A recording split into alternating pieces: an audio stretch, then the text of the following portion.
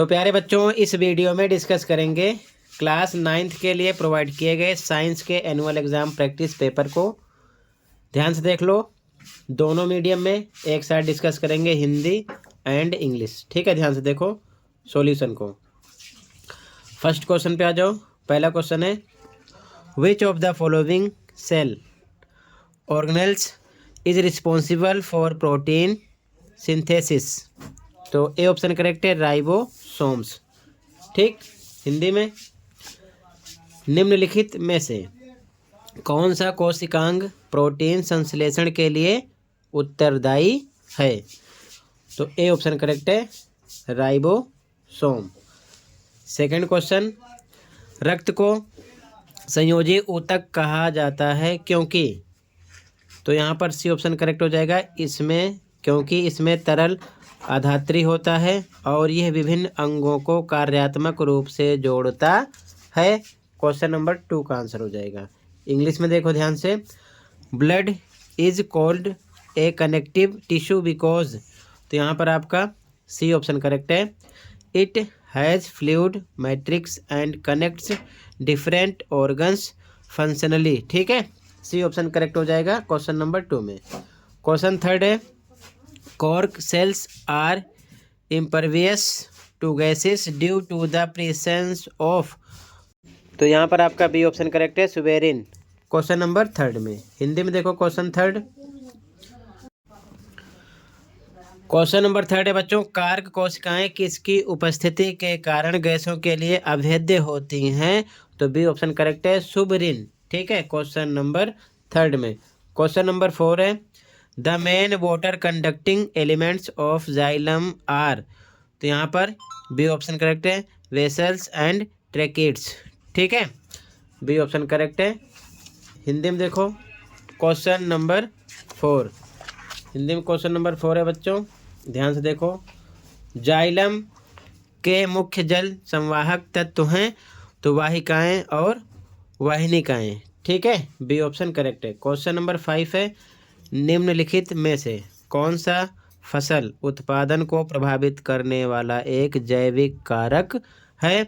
तो खरपतवार। Option number C correct है क्वेश्चन नंबर 5 में। इंग्लिश में, which of the following is a biotic factor affecting crop yield. तो यहाँ पर सी ऑप्शन करेक्ट है, वेट्स। ठीक है, अगले क्वेश्चन पे आ जाओ।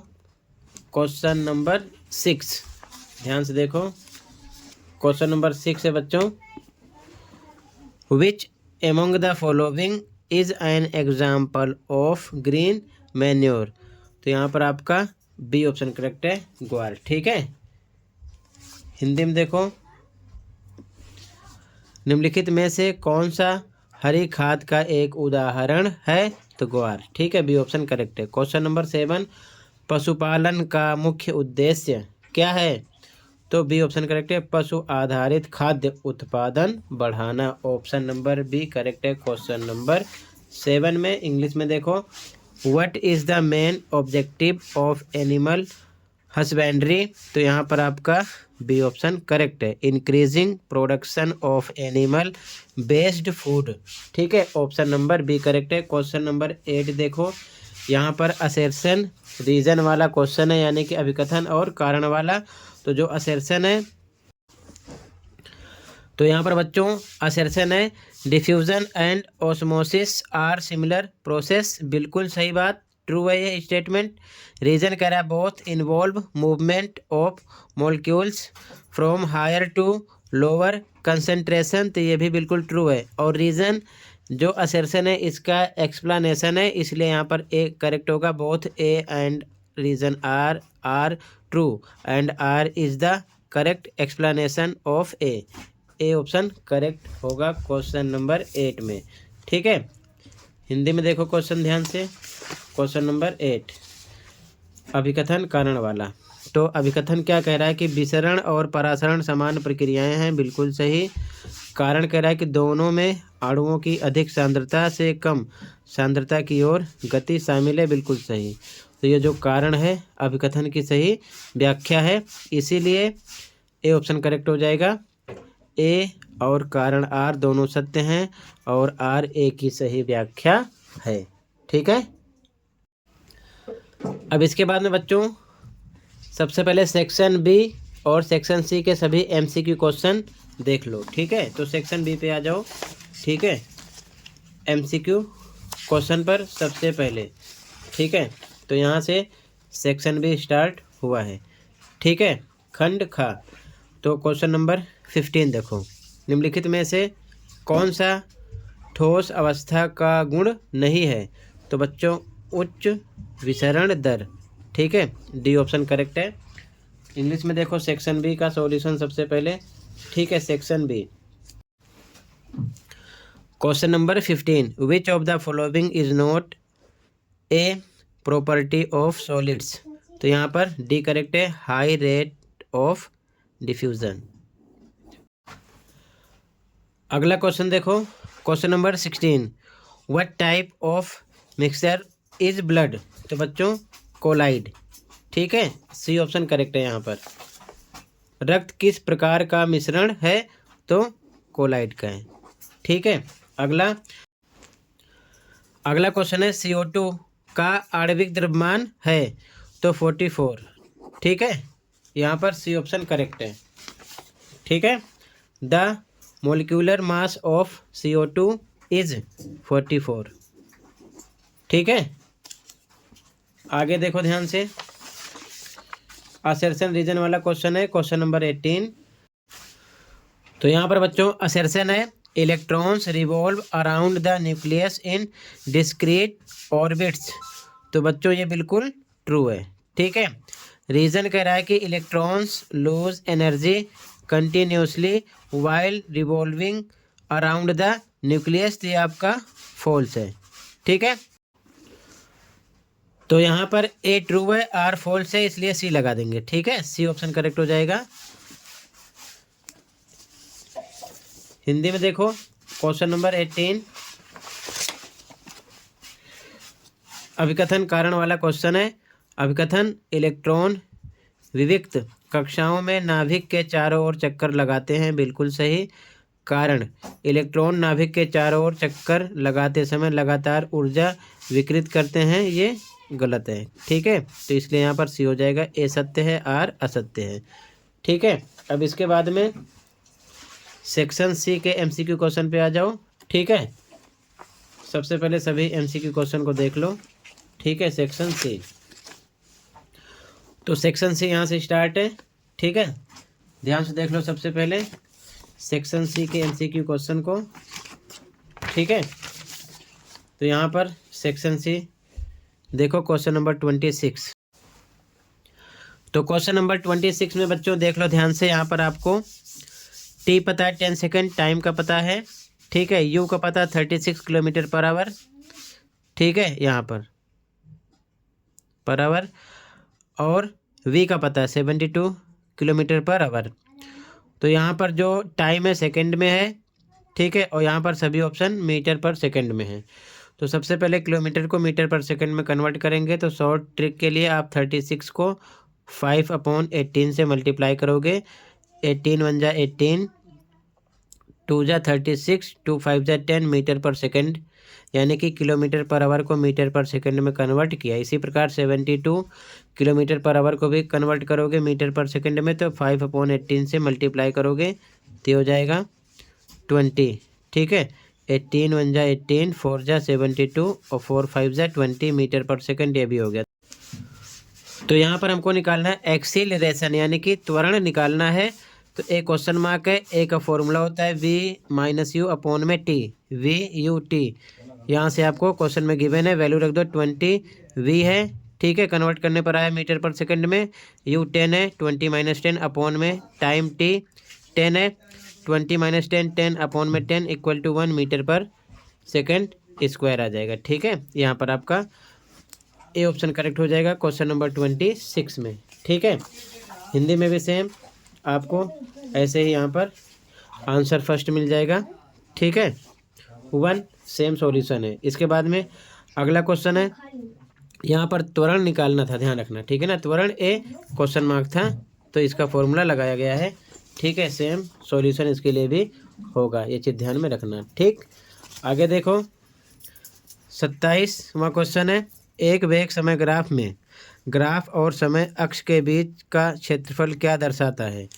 तो दूरी या विस्थापन को दर्शाता है। ऑप्शन सी करेक्ट है क्वेश्चन नंबर 27 में। ठीक है, यहाँ पर in a velocity time graph the area enclosed between the graph and the time axis represents, तो यहाँ पर डिस्टेंस और डिस्प्लेसमेंट, यानी कि डिस्टेंस और डिस्प्लेसमेंट को ये क्या करता है, दर्शाता है। सी ऑप्शन करेक्ट हो जाएगा क्वेश्चन नंबर 27 में। ठीक है, आगे क्वेश्चन नंबर 28 है, if the momentum of a body is doubled while its mass remains constant its velocity becomes, तो वेलोसिटी भी डबल हो जाएगी। ठीक है, बी ऑप्शन करेक्ट हो जाएगा यहाँ पर, यानी कि यदि किसी पिंड का संवेग दोगुना कर दिया जाए जबकि उसका द्रव्यमान स्थिर रहे तो उसका वेग हो जाता है, तो वेग डबल हो जाएगा। ठीक है, दोगुना हो जाएगा। क्वेश्चन नंबर 29 है, यदि कोई गेंद एक ऊंचाई से मुक्त पतन में गिरती है तो उसकी कुल यांत्रिक ऊर्जा क्या होगी, घटेगी, बढ़ेगी? तो उसकी जो कुल यांत्रिक ऊर्जा है वो घटेगी, बढ़ेगी, स्थिर रहेगी या फिर शून्य हो जाएगी? तो स्थिर रहती है। सी करेक्ट हो जाएगा क्वेश्चन नंबर 29 में। ठीक है, आगे देखो ध्यान से, इंग्लिश मीडियम में भी question number 29, when A ball falls freely from A height the total mechanical energy remains constant. ठीक है, सी करेक्ट हो जाएगा यहाँ पर। अगला क्वेश्चन नंबर 30 है, when temperature increases the speed of sound in air. Hindi में देखो क्वेश्चन नंबर 30, जब तापमान बढ़ता है तो हवा में ध्वनि की गति क्या होगी, तो वो भी बढ़ती है।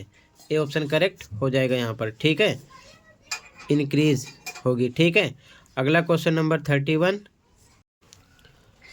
अगला क्वेश्चन है, which of the following waves requires a medium for propagation, तो यहाँ पर sound waves. C option correct हो जाएगा क्वेश्चन नंबर 31 में। हिंदी में देखो, निम्नलिखित में से किस तरंग को संचरण के लिए माध्यम की आवश्यकता होती है? तो ध्वनि तरंगे जो होती हैं उनको आवश्यकता होती है। ऑप्शन सी करेक्ट है क्वेश्चन नंबर 32 असर्शन रीजन वाला क्वेश्चन है। ठीक है, ध्यान से देखो, यहाँ पर असर्शन है यानी अभिकथन, किसी वस्तु का भार विषुवत वृत्त पर ध्रुवों की तुलना में कम होता है, बिल्कुल सही। कारण वृत्तीय त्वरण का मान विषुवत वृत्त पर ध्रुवों की तुलना में कम होता है, बिल्कुल सही। कारण जो है अभिकथन की व्याख्या भी कर रहा है। ठीक है ना, सेम यही बात यहाँ पर भी दर्शा रहा है। तो ऐसी कंडीशन में ए ऑप्शन हो जाएगा। ए और कारण आर दोनों सत्य हैं और आर ए की सही व्याख्या है। ठीक है, ए ऑप्शन करेक्ट है क्वेश्चन नंबर 32 में। इंग्लिश में भी सेम असर्शन है, the weight of an object is less at the equator than at the poles. Reason है, ये ट्रू है। रीजन करा, the value of acceleration due to gravity is less at the equator than at the poles, तो ये भी true है। और ये एक्सप्लेन कर रहा है ए का, इसलिए ए लगाएंगे। बोथ ए एंड आर यानी reason are true and R is the correct explanation of A. ठीक है, अब इसके बाद में अगला क्वेश्चन देख लो, क्वेश्चन नंबर 33। क्वेश्चन नंबर 33 भी असर्शन रीजन वाला है। असर्शन है, ultrasounds are high frequency waves, बिल्कुल ट्रू है ये स्टेटमेंट। रीजन कह रहा है कि रीजन यहाँ पर कह रहा है कि ultrasonic waves can detect very small obstacle due to their short wavelength, तो ये भी ट्रू है। और रीजन असर्शन की व्याख्या यानी एक्सप्लेन कर रहा है, तो ए लगाएंगे। Both A and R true and R is the correct explanation of A. ठीक है, हिंदी मीडियम में देखो क्वेश्चन नंबर 33, जो अभिकथन है कह रहा है कि पराध्वनियाँ उच्च आवृत्ति की तरंगें हैं, बिल्कुल सही। कारण पराश्रव्य तरंगें अपनी कम तरंग दैर्ध्य के कारण बहुत छोटे अवरोधों का पता लगा सकती हैं, तो ये भी ट्रू है। और कारण अभिकथन की सही व्याख्या है, इसलिए यहाँ पर हम लगाएंगे ऑप्शन ए और कारण आर दोनों सत्य हैं और आर ए की सही व्याख्या है।